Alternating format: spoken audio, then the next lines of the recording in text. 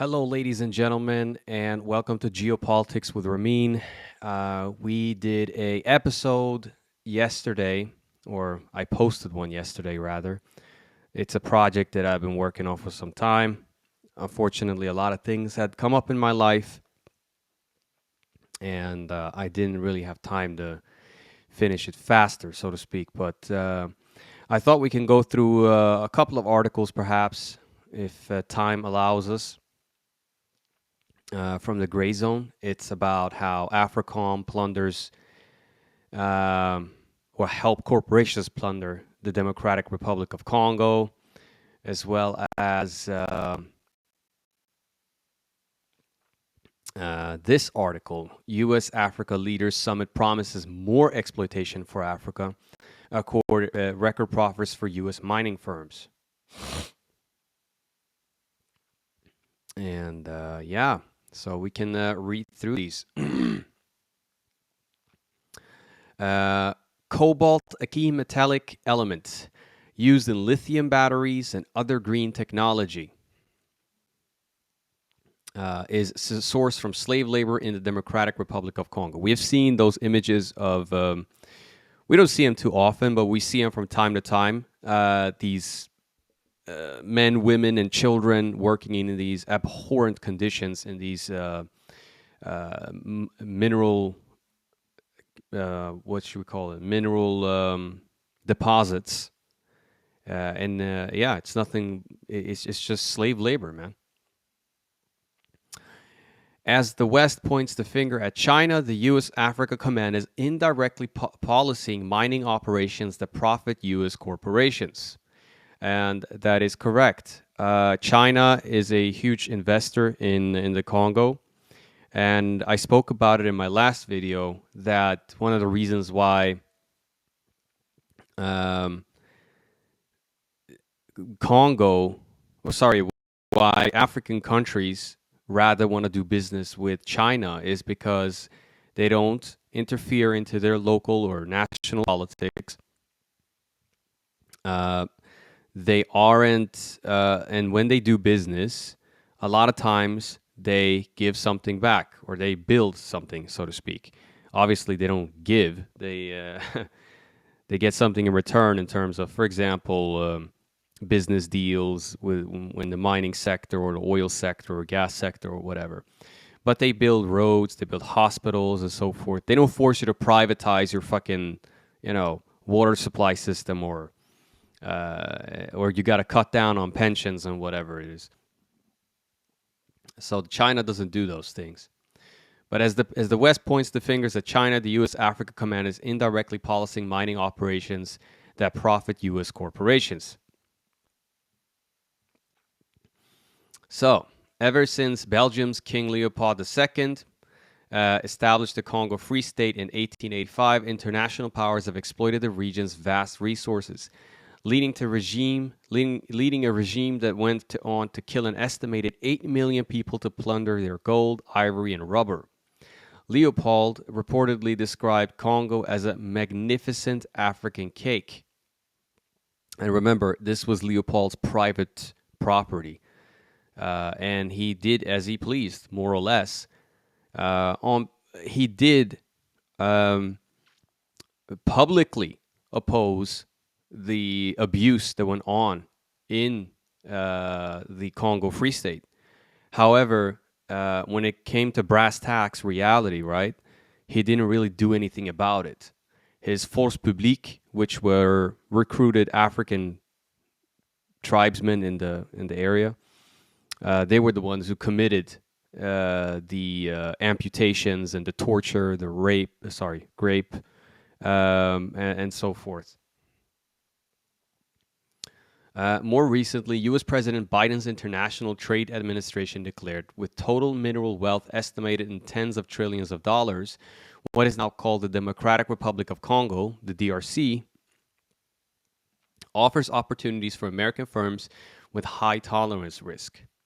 The role of the Africa Command is to reduce that risk. The U.S. Department of Defense says that Africa has a plethora of strategic minerals such as cobalt, chromium, tantalum, and more.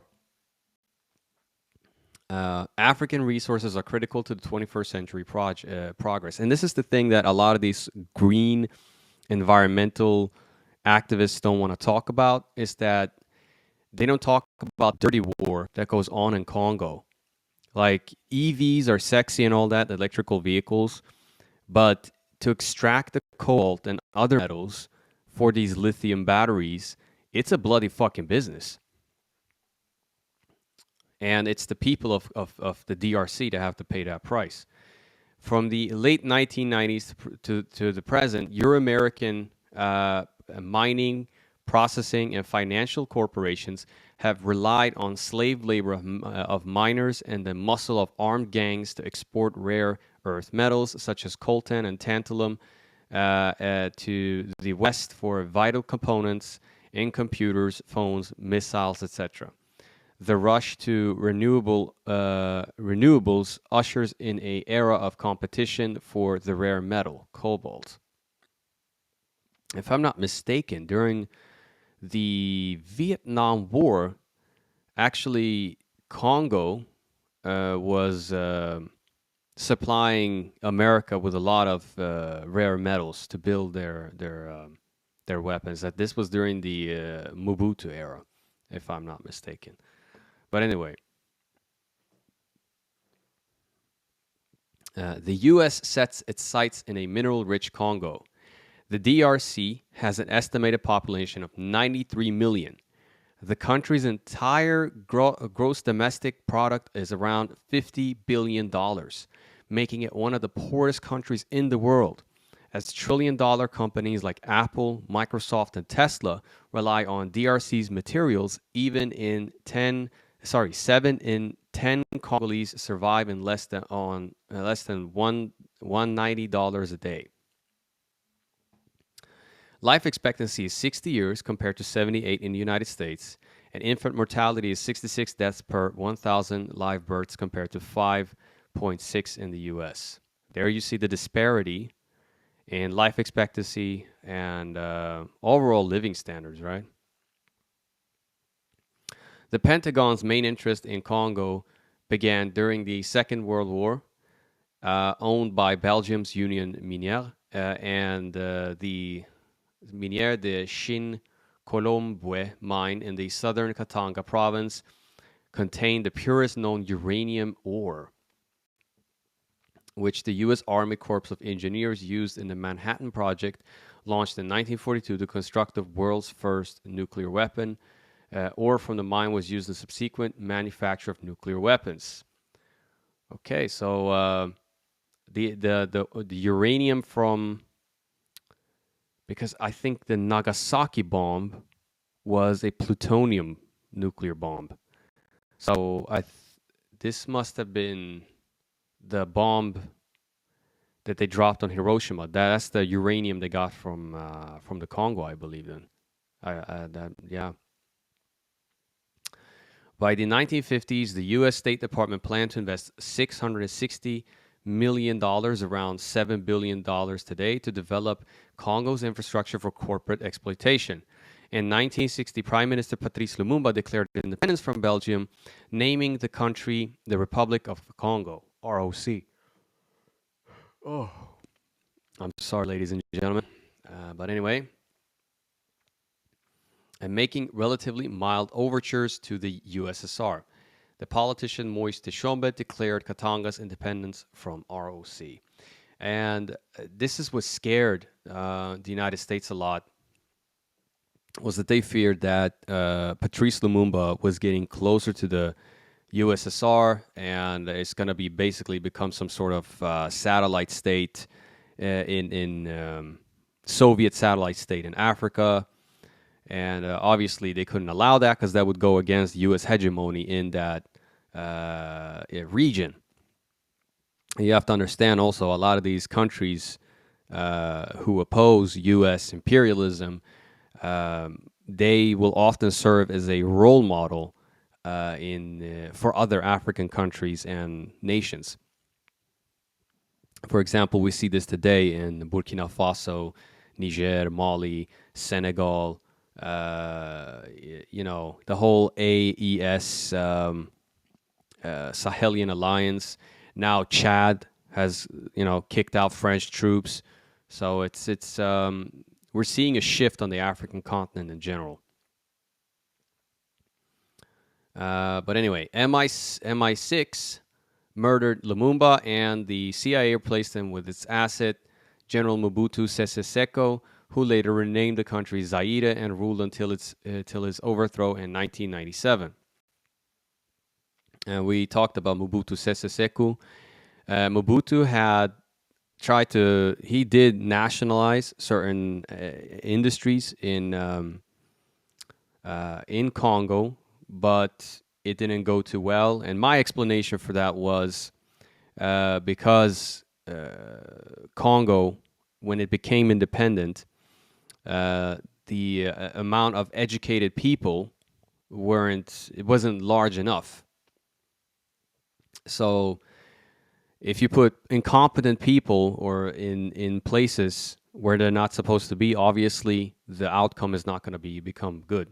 If you're going to nationalize something, you need to have people that are educated for that specific field, industrial economics, whatever it may be, transport, engineering, and so forth.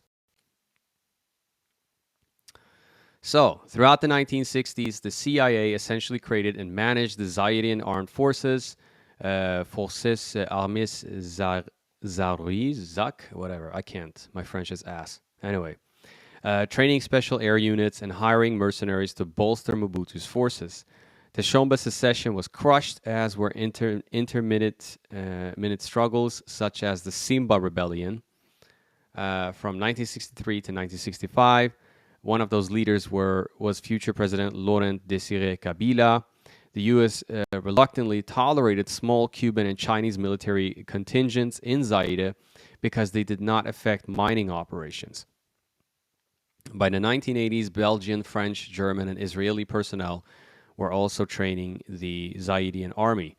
And I told you before, Israel is heavily involved in what's going on in Congo.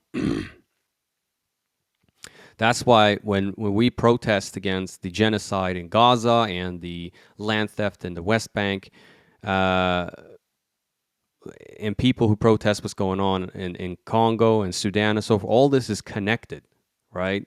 You will find Israeli weapons there. You will find Israeli billionaires who have invested inside of the Congo.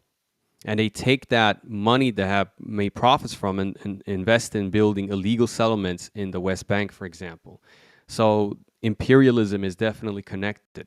That's why you can't isolate what's going on in Palestine or in Congo or in Sudan or Haiti or wherever it may be, because this is all connected.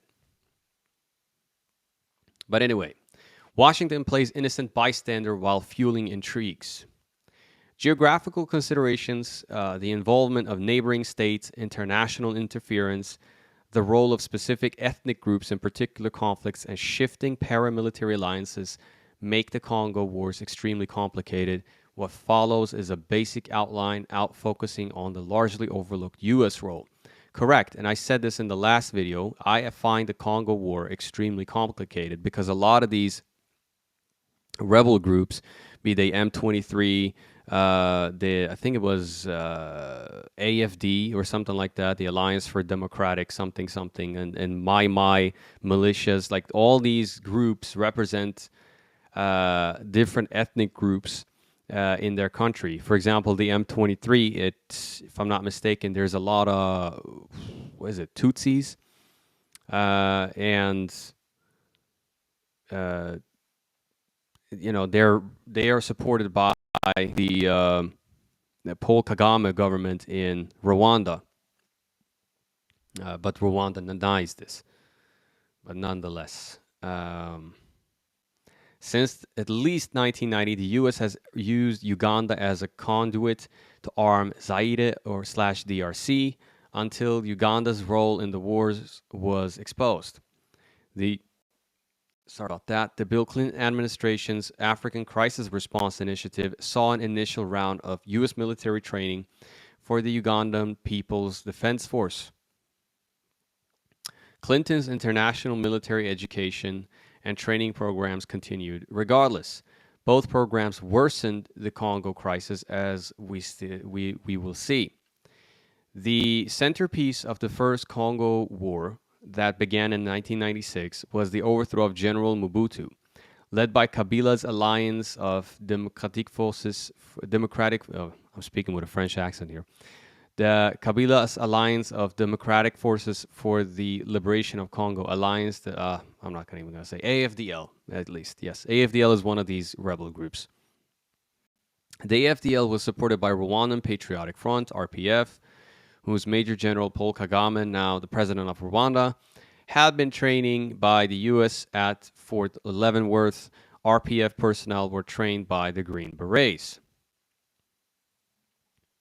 Described as a visionary by General George Julwan,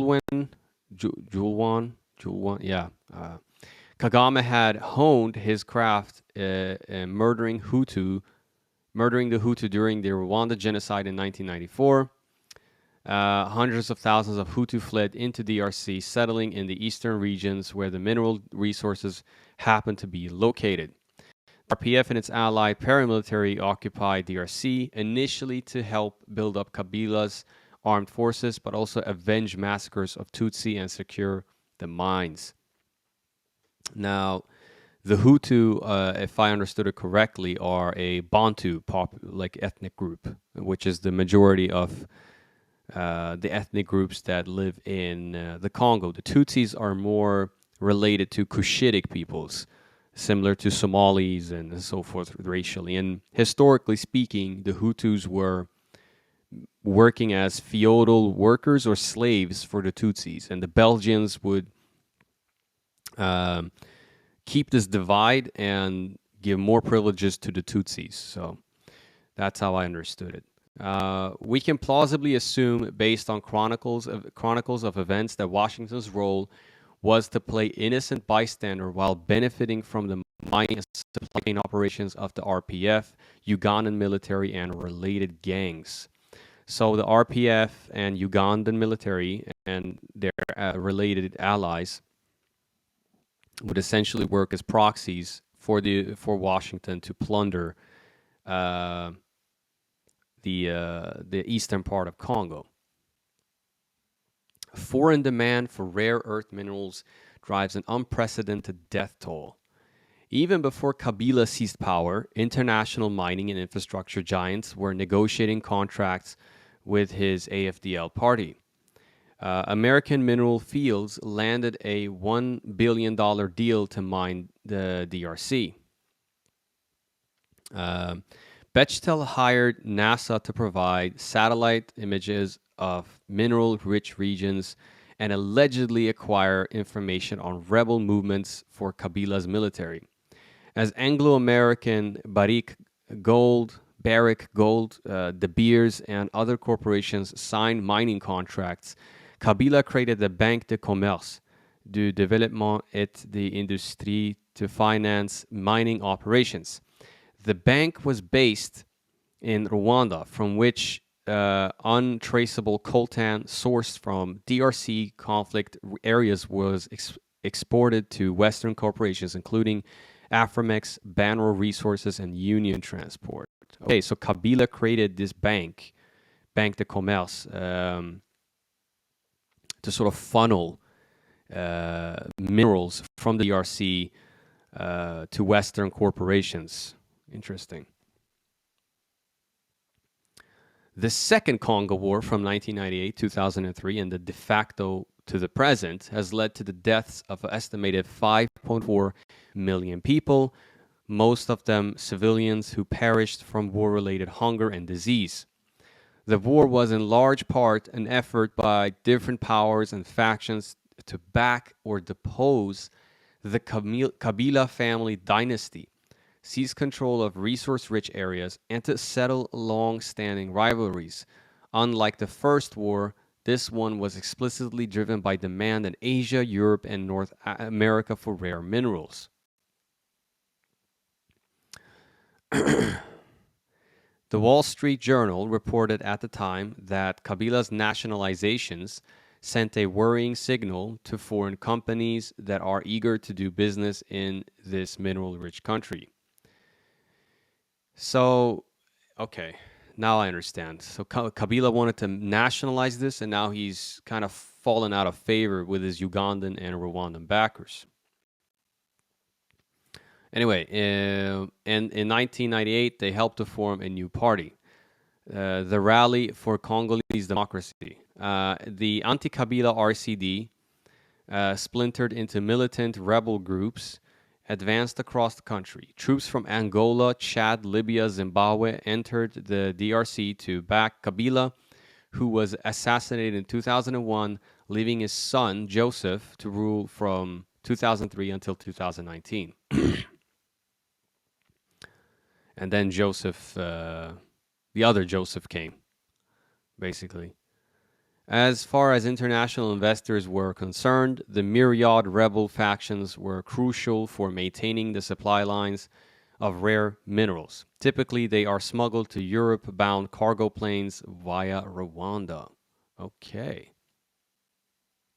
It's a great article, by the way. It gives you more insight on how the metals are kind of just sucked out of the country to the west. But anyway, Coney 2012, a U.S. PSYOP war, war op aimed to protecting a key proxy. I remember Coney 2012. But anyway, Uganda's President Yoweri Museveni was one of America's top proxies in the DRC, and a UN report describes Uganda as a main sponsor of the conflict. In his effort to remove Museveni, the so-called Lord Resistance Army, LRA, led by the cultist Joseph Kony, attacked Uganda from DRC. DCR. Sorry, it should be DRC, but anyway. In 2006, the UN-backed Ugandan invasion of the DRC to hunt for Kony. The newly formed U.S. Africa Command, AFRICOM, provided covert assistance to Uganda, including training and satellite phones, in a failed counterinsurgency war, which caused the LRA to exacerbate their killings in DRC. From 2011 to 2017, the U.S. initiated the anti-Kony operation, Observant Compass. As part of the mission, the U.S. Special Operations Command Africa established a task force to command and control the operations that stretched from Uganda through the eastern DRC into the Central African Republic and across South Sudan. Personnel from the fabled A-Team served as advisors to the African Union Regional Task Force. So the whole Kony thing was just an excuse for America to maintain military presence to control the flow of resources that go from the Congo to America and the West. It seems that's how I understand it as.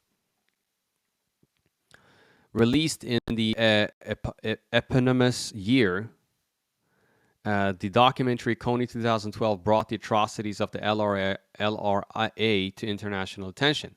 But U.S. Special Operations Command documents suggest that the film's producer, the NGO Invisible Children, was unwittingly part of a U.S. psychological warfare operation.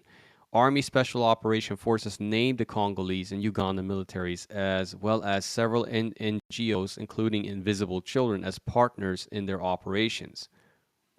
Unlike the first attempt, Observant Compass reduced the LRA's numbers and notoriety. Interesting.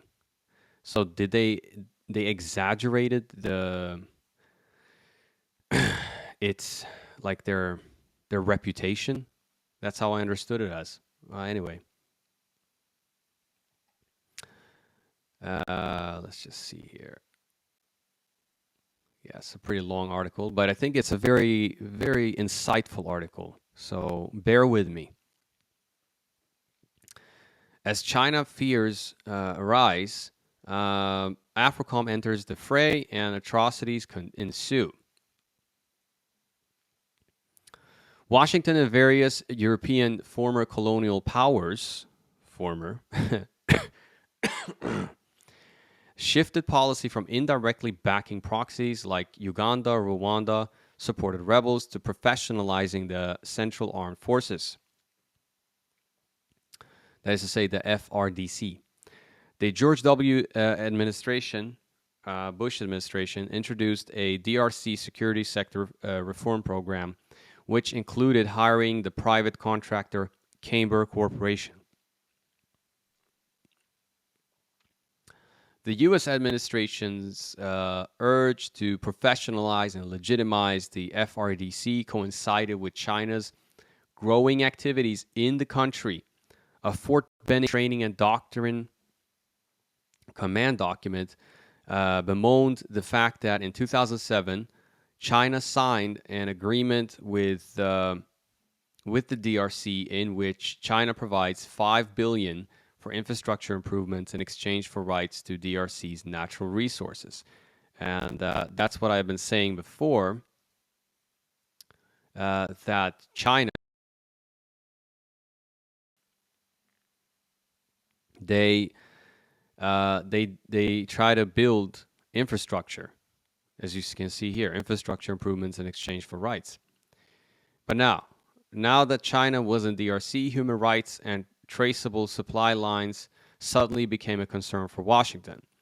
U.S. advanced training of the FRDC coincided with the passing of Dodd-Frank in 2010, which required the Securities and Exchange Commission, SEC, to mandate companies to verify supply chains. In the same year, AFRICOM facilitated the U.S.-DRC military partnership. The objective was to transform the FRDC, among other things, for international security operations. A new light infantry battalion was inaugurated by U.S. Ambassador William Garvelink at the Kisangani base camp in north-central DRC. Training was provided under AFRICOM Special Operations Command, led by Brigadier General Christopher Haas, and unnamed U.S. State Department contractors. By September, 750 soldiers had graduated in what AFRICOM describes as a model for future reforms within the Congolese armed forces, and reveals the creation of a new 391st Commando Battalion. Commander of training at the camp base, Major John Peter Mulengo, said in 2006, our president, this is a Bush, promised a transformation of the DRC armed forces. I see this as an important step. And as you can see, the AFRICOM is nothing but the long arm for U.S. imperialism on the continent. That's why Gaddafi refused to join it. That's why Isaias Afwerki don't want to join it, because they know that AFRICOM is nothing but a tool for the U.S. to destabilize and plunder the African continent. But anyway, within a few years, the important step was revealed for what it was. Members of the battalion had been exposed by the UN looting villages, murdering civilians, and raping dozens of women and girls, some as young as 6. Stars and Stripes reported AFRICOM declined to comment, referring questions to the U.S. State Department. Yes, Congo is actually one of the most dangerous places for a woman to live in, as far as I know. I guess along with India. But anyway, Uganda's military spreads chaos. If adding to chaos is the goal, AFRICOM's strategy is working. To date, there are 4.5 million internally displaced Congolese, over 1 million of whom lost their homes during fighting in 2016 and 17 alone. And dude, that's the crazy part. I never heard of what went on in 2016 and 17 in Congo. I don't think any of my friends or family either knows that, because it's not reported on. Like the LRA, another rebel group, this time Allied Democratic Forces, we talked about that, the ADF. It's an Islamic group, but it's become like more secular as of late. I understood it. I don't know. they say they allied with ISIS, but they recruit also along secular lines, which is kind of strange. But anyway, the ADF bolted from the Ugandan military, based itself in DRC, where it is now attempting to establish a caliphate. The UN Organization Stabilization Mission, DRC, is helping the FRDC. Operations that began in North Kivu in November 2015 wound up displacing 400,000 people in a repeat of botched U.S. efforts to conquer the LRA. FREC tactics caused the ADF to enter previously peaceful territory.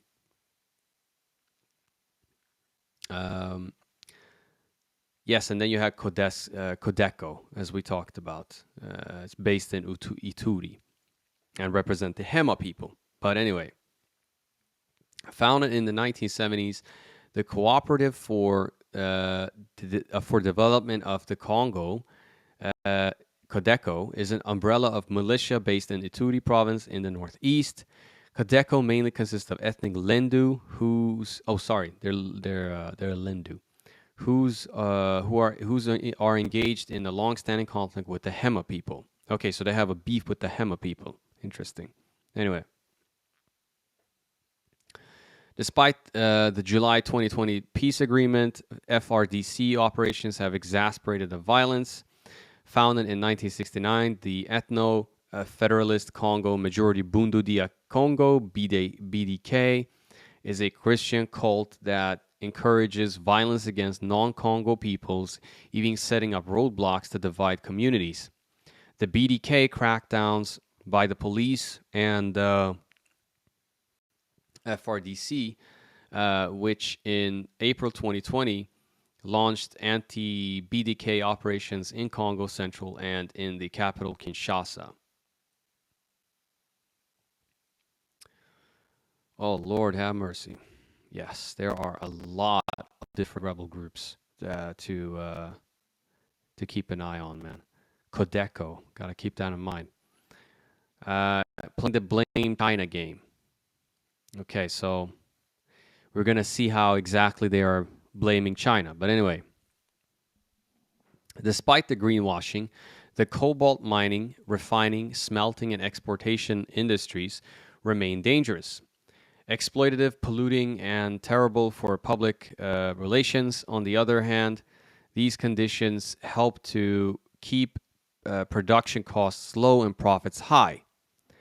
The informal solution for many Western businesses and governments is to deploy media, NGOs, and the intelligentsia to point the moral finger of blame at China, whose corporations operate extensively in southern cobalt-rich DRC. And I remember there was actually a documentary by Channel 4 here in Sweden where they had exposed how a Chinese company was abusing those workers. And I don't deny that there are Chinese companies who conduct business in a shady way, right?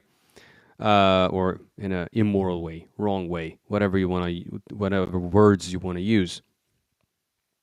But the difference is, like I said, in comparison with the West, for the most part, Chinese companies actually offer something back, or they give something back. They build something back. That's the difference.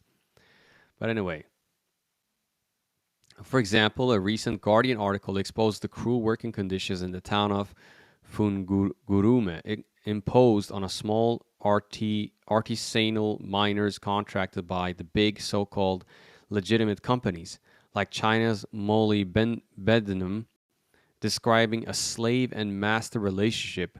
One of thousands of miners revealed how he works for $350 a day, eating 2 tiny bread rolls with wages deducted for missing work. The report was funded by Humanity United, an NGO funded by eBay billionaire and Intercept owner Pierre Omidyar's wife. I think he's Iranian, right? Yeah. Pam. Her name is Pam. Humanity United has revealed grant money from numerous sources, including the William J. Clinton Foundation. This grant founded Humanity United's continued contribution and membership to the 2011 Clinton Global Initiative. You got to be aware of these NGOs and charity organizations. They are not, many of them are not genuine NGOs. They receive money from the US State Department or these huge Western corporations that many times have a rivalry with, for example, China. Like I said, I'm not denying that misconduct might have happened under some Chinese companies, but we also have to keep in mind that some of these accusations are probably exaggerated or even outright fucking made up. But anyway, but such reports omit that China's molybdenum is owned by U.S. institutional investors. Okay, so interesting. Some of these Chinese companies actually have U.S. investors. JP Morgan Funds, Vanguard Total International, Vanguard Emerging Markets, BlackRock, and others. Amnesty International traces the downstream supply chain of Chinese acquired cobalt to Asian, European, and U.S. corporations. Cobalt is typically smelted and refined by China's Huayu and its CDM subsidiary, but put into batteries by Amperex, BYD, LG, Samsung, Sony, and others, and sold as components in Apple, BMW, Dell, Fiat, Chrysler, GM, Microsoft, Tesla, and other Western products. So some of these Chinese companies have U.S. investors, it turns out. And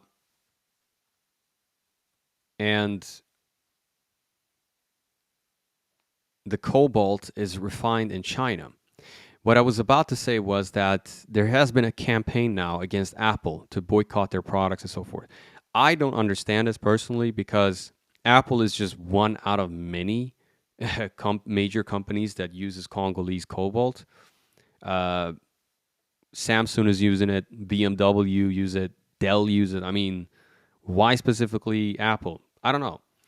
To me, it's kind of crazy. It's not about one company. It's about a system of exploitation. But I understood it as from that piece in this article, we cannot only blame China for human rights abuses or exploitation. American companies have a hand in investing in some of these Chinese companies too, who I understood it as many times are privately owned. They're not state-owned Chinese companies. Maybe some of them are, but many of them are not. But anyway,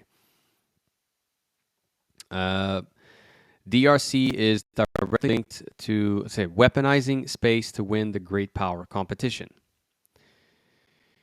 Let me just see. Oh, okay. It's the last one here. DRC is directly linked to Washington's long-term effort to rule the world by force, just as King Leopold II described Congo as a magnificent African cake.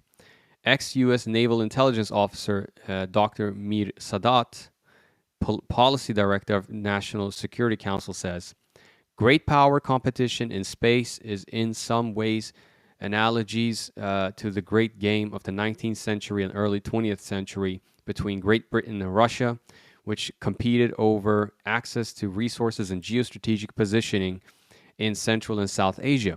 Today, there is a similar great game brewing between China and other space-faring nations led by the United States over access to potential cislunar between Earth and Moon resources and overall space dominance.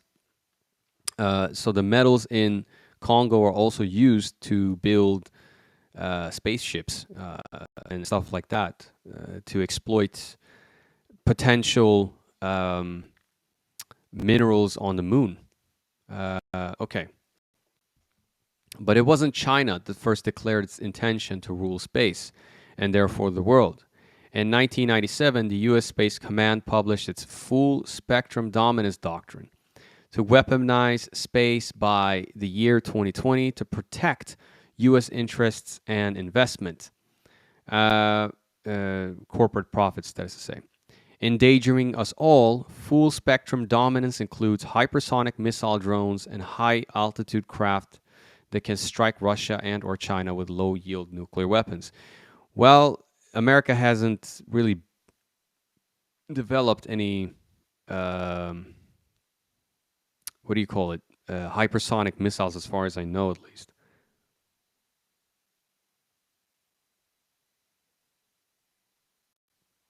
Anyway, like other products that emerged from taxpayer funding under the cover of military research and development, satellites, computers, the internet, etc., space exploration is now commercialized through companies like Jeff Bezos' Blue Origin company, while serving the Pentagon by, for instance, launching military satellites as Elon Musk's SpaceX has done. The Pentagon and other federal agencies described this arrangement as the Space Industrial Base.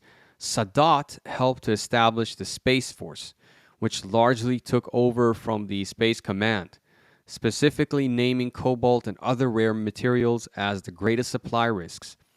A fear-mongering report about supposed lack of U.S. influence, co-authored by Sadat and sponsored by the Space Force, says the United States must compete for global market share and leadership, currently dominated by China, Russia, over terrestrial commodities, basic and manufactured into the space economy.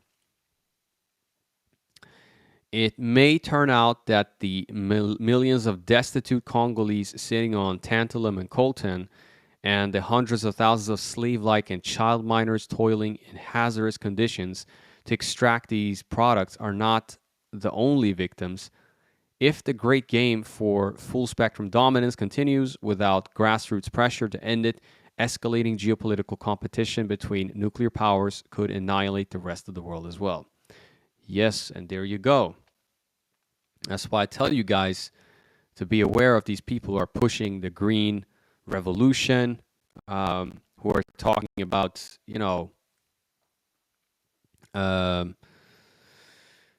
we must electrify everything and stuff like that. I'm not necessarily against it, some form of electrification to a certain extent. I don't believe in fully electrified vehicles because they suck in cold weather, but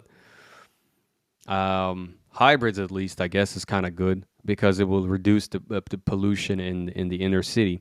But it's what I'm trying to say is, like, we have to be aware of how these batteries and cars are produced, how the metals are extracted under slave-like conditions, where people in Congo have to suffer from that. So we have to keep that in mind. But a lot of these environmental activists, they don't want to talk about that. How long is this article? Before I keep going, it's not too long though. Yeah, let's comment on this too as well. U.S. Africa leaders summit promises more exploitation for Africa. Record profits for U.S. mining firms. Okay, so this is also from the Gray Zone.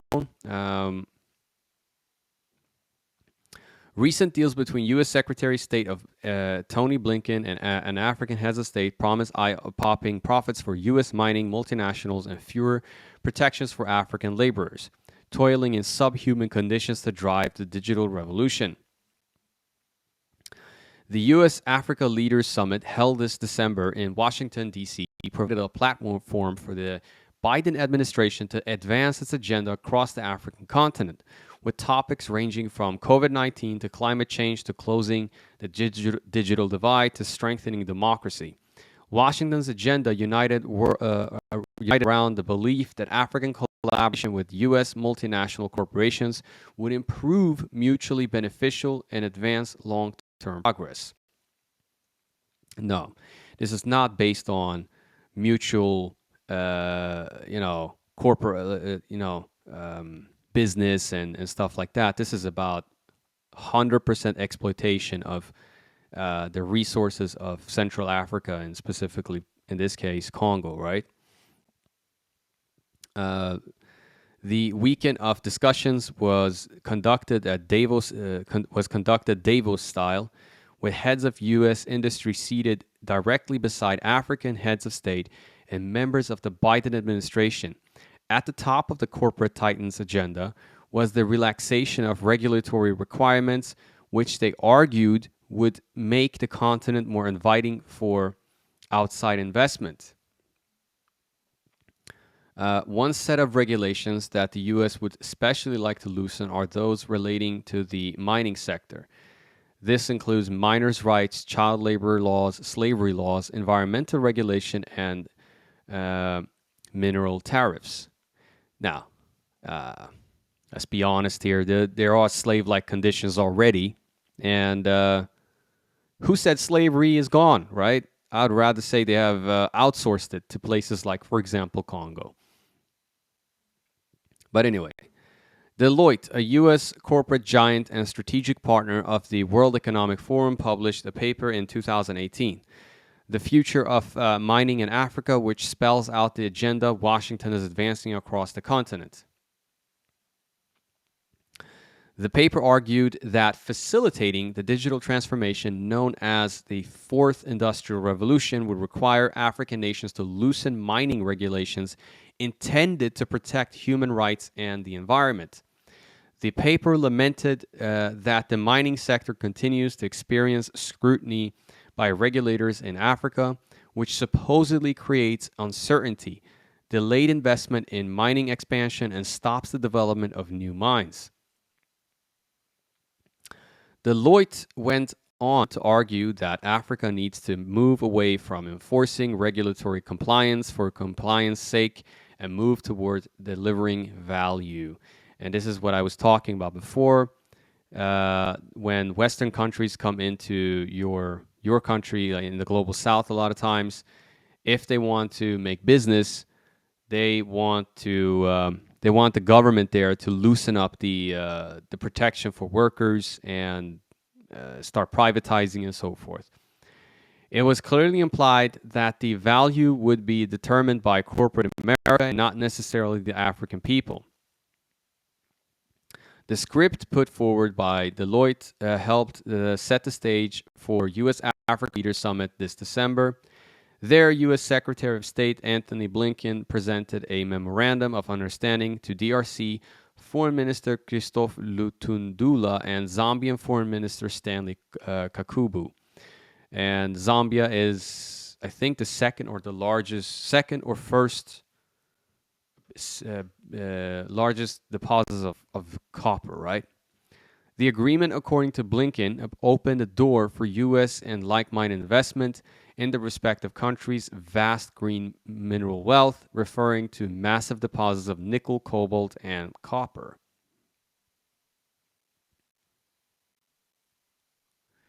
Anyway, let's continue.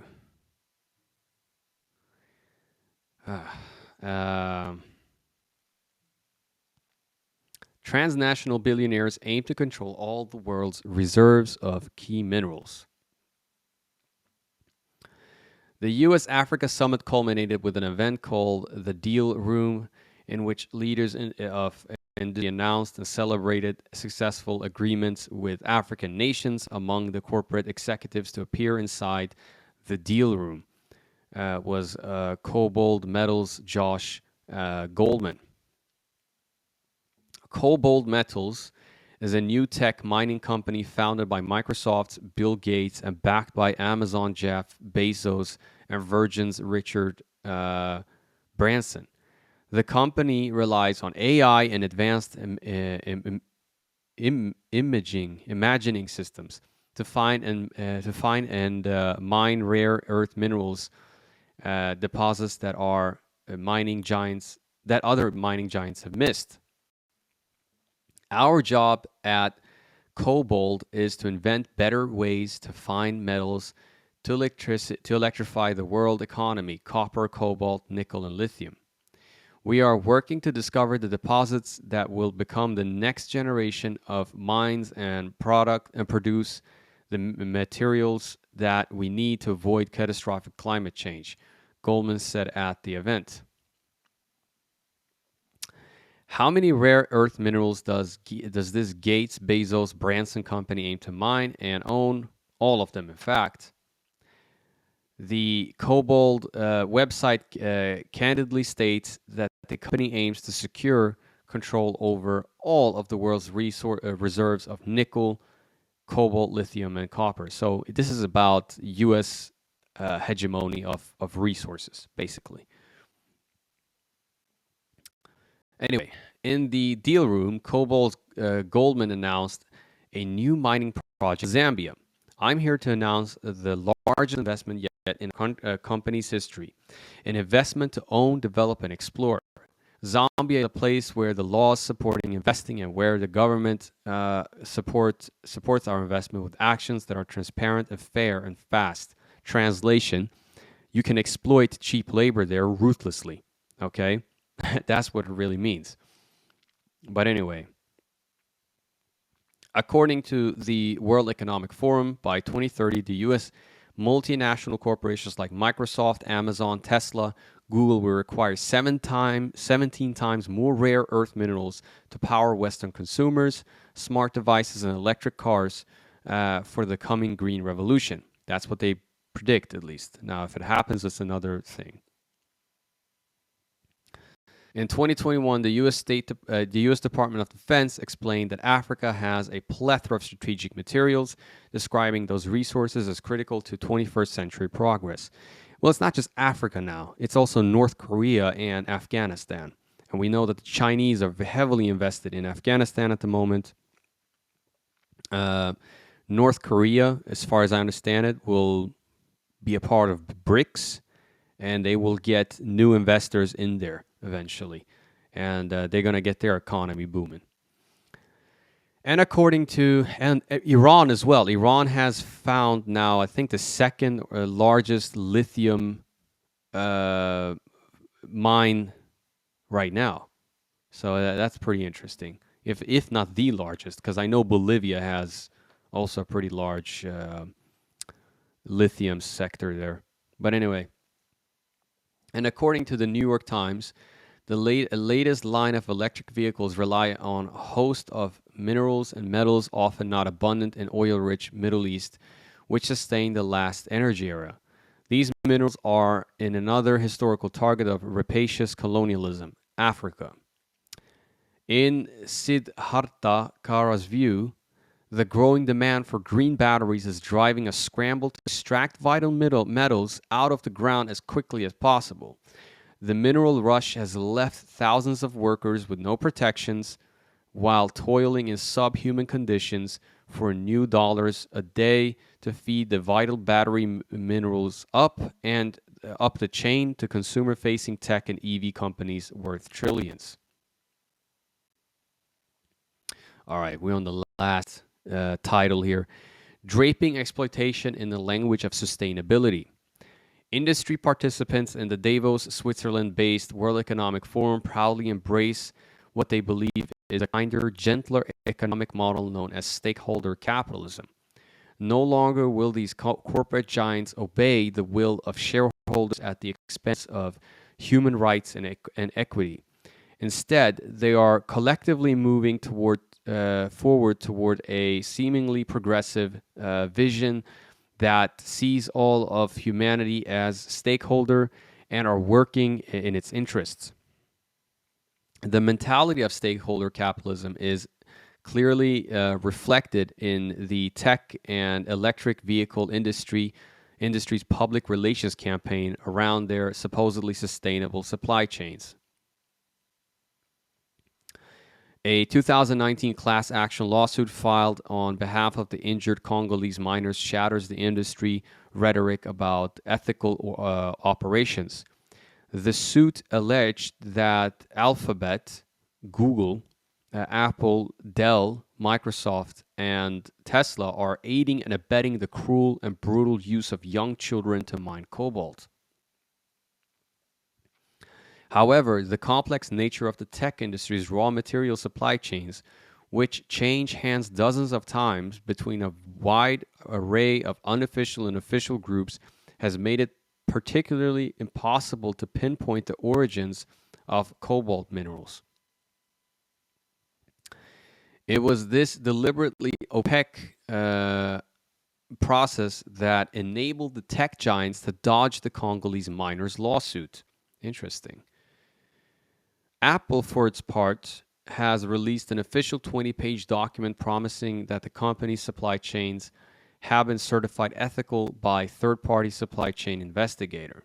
Yeah, I call bullshit on that. But anyway, Kara, the researcher of slavery in African mining industry, dismissed claims like those by Apple as little more than optics and marketing campaigns that rarely, if ever, touch the bottom of corporate supply chains. The assumption is if we say we are ensuring dignity and sustainability all the way down our supply chains, people will believe us and business can carry on as usual. I actually believe people do believe you. People here in the West will believe you because we're very gullible over here. Doesn't excuse it though, but I'm just saying that people here are either act stupid or they are stupid, right? The truth, Kara explained, is that there is a global subclass of humanity in appalling conditions at the bottom of our global economic order in the mining sector. 100% correct. With the demand for materials for EV batteries set to increase by 87,000%. God damn. According to a 2020 study by Sussex University, the mining industry will be compelled to continually exploit new areas of the developing world and new populations to keep pace.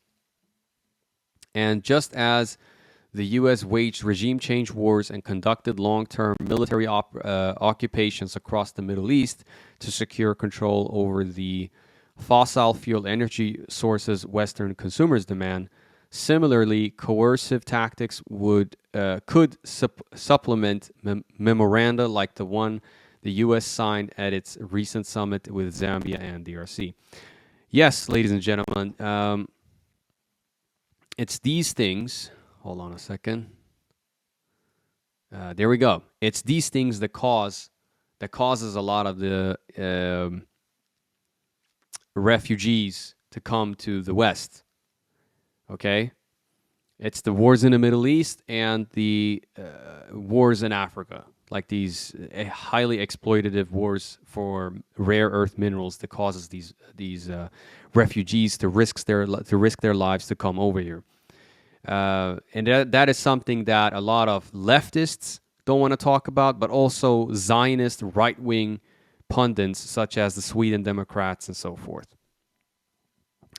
So keep that in mind. I hope you guys enjoyed this video. I thought these were very two important articles that we had to go through. I will obviously return to Congo in the future again. So yeah, keep an eye out. Things are heating up in the Middle East, so we're gonna have to do a video about Syria, the axis of resistance, Iran, and so forth. So, but yes, hit that like button, hit the subscribe button, and I see you in the next one. Peace.